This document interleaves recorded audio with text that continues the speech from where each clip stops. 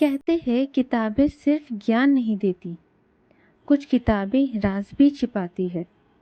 यह कहानी है कोलकाता की एक ऐसी लाइब्रेरी की जहाँ पढ़ने वाले अक्सर अकेले नहीं होते, जहाँ किताबों के बीच किसी की सांसों की आहट, औरत की चीखें और साए चलना महसूस होता है।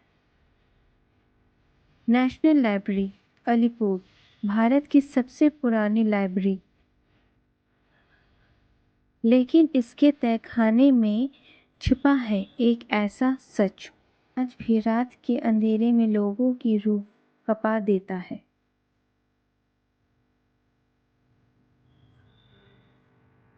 कोलकाता की नेशनल लाइब्रेरी भारत की सबसे पुरानी और सबसे बड़ी लाइब्रेरी मानी जाती है। यहाँ लाखों किताबें हैं, लेकिन साथ ही ये एक रहस्यमय और डरावनी जगह भी मानी जाती है। लोग कहते हैं कि यहाँ सिर्फ किताबें नहीं, आत्माएं भी रहती है। कोई छात्र या शोधकर्ता रात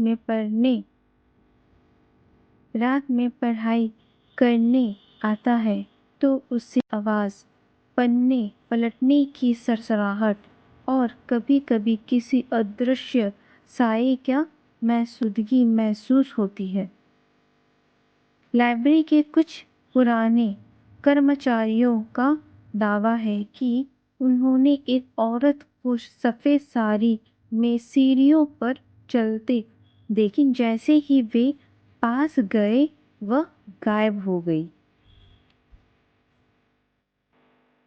2004 में ASI archaeological survey of India की एक टीम ने लाइब्रेरी के पुराने तहखाने की खुदाई की, जहां ब्रिटिश ज़माने की दस्तावेज रखे हुए थे।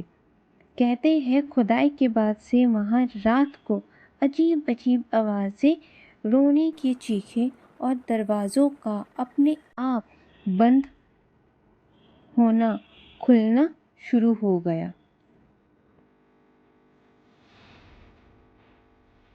माना जाता है कि एक अंग्रेज अधिकारी की पत्नी जो लाइब्रेरी की प्रभारी थी, उसकी मौत संदेह परिस्थितियों में हुई थी। कुछ लोगों का मानना है कि उसकी आत्मा आज भी अपनी अधूरी किताबों और दस्तावेजों को देखने के लिए भटक रही है।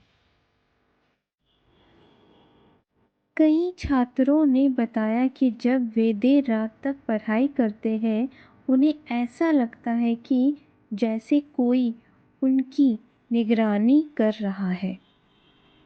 एक एक छात्र ने कहा कि उसने किताब के अलमारी के पीछे से किसी औरत की धीमी आवाज़ में कुछ बड़बड़ाते हुए सुना, लेकिन वहाँ कोई नहीं था। क्या ये सिर्फ कल्पना है या हकीकत? क्या ये सिर्फ एक कल्पना है या फिर हकीकत? कोलकाता की ये लाइब्रेरी आज भी लोगों को ज्ञान देने के साथ साथ रहस्य और डर का अनुभव भी कराता है। कई लोग इसे भूतिया पुस्तकालय कहते हैं, यानी कि नेशनल लाइब्रेरी। अगर आप कभी गए तो शायद कोई अदृश्य पाठक आपके साथ बैठा हो।